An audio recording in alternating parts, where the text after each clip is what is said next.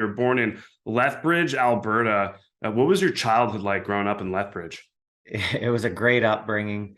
Didn't have much, but it was something where my mom did everything she could in order to give me that. And, we grew up in a neighborhood that wasn't the nicest, but it gave you a lot of character and it kind of defined who you are and who you're going to be. So I look back on my childhood fondly and the times I had in Lethbridge, where I grew up with the friends I made and such. So I think I couldn't have been happier. You always think at the time, you're like, this is crap. I got to get out and yada yada. But you look back and you definitely realize how blessed you were with the family that surrounds you and the character that it built into you.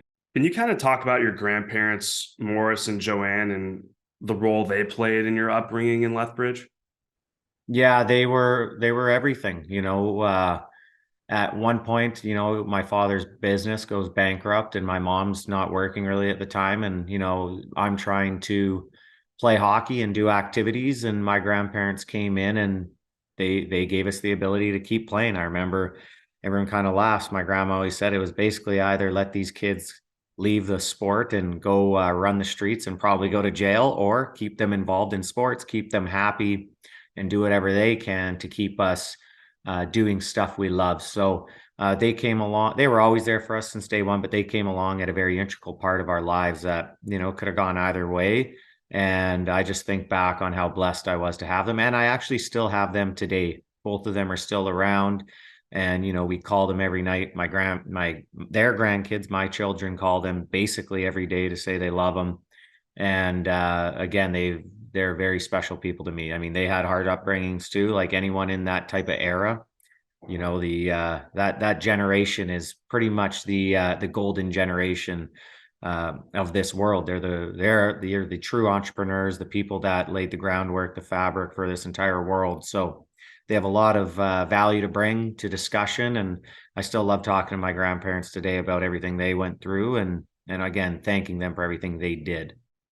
It's a really beautiful story, man. I remember reading about that leading up to our interview, and it kind of brought like some chills and in a really positive way, about how families are complicated, but it is really beautiful though when you have extended family that will come in and help you out during difficult times, and keeping you and your brothers on the ice and keeping you dialed in that sport. That's really awesome, man.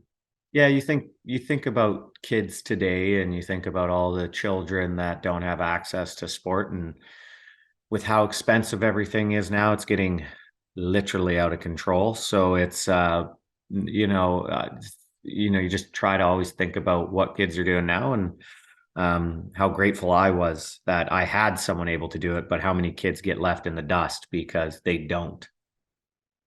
Yeah, and were you able to kind of understand that, like at a young age? Because I think when we're younger and we're growing up, and then we maybe like a parent loses a job, and then someone comes in and help like that.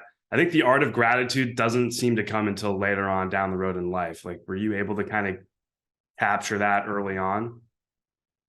I always thought I understood it. Let's just say that. Like, you always think as a kid you understand gratitude and what people are doing for you. I also remember, being at home one night and, my mom usually had to cook Minute Maid stuff or Alphagetti or things that were of low cost. And I remember sitting there complaining about the food, not understanding that she had no money to go buy real food. So it's funny when you think about it, I'm like, I had no idea. You literally have no idea. And then you get older, and then myself, I was very blessed to play in the NHL and start to make an income that could change my life and my family's. And then again, you start to look back on, holy heck, how does a mother do it with three boys and a dad trying to get back in the workplace? So yeah, it's I definitely took a lot for granted. A lot. It is cool though. I think that's one of like the best parts about life is being able to look back and be like, yeah, I thought I was pretty gratuitous back then. And then you realize like, and it's not a bad thing. I mean, again, we're kids. Like the expectation, I think, to have a gratitude level that we have now as adults, I think is quite unrealistic. But it's just interesting how that all works out when you look back. Yeah, 100%. And again, that's part of life. You always say you wish you could tell your 10, 15, 20-year-old self things now. But again, maybe you don't want to, because those are things you have to go through in order to understand. And if you don't go through them, you'll never understand.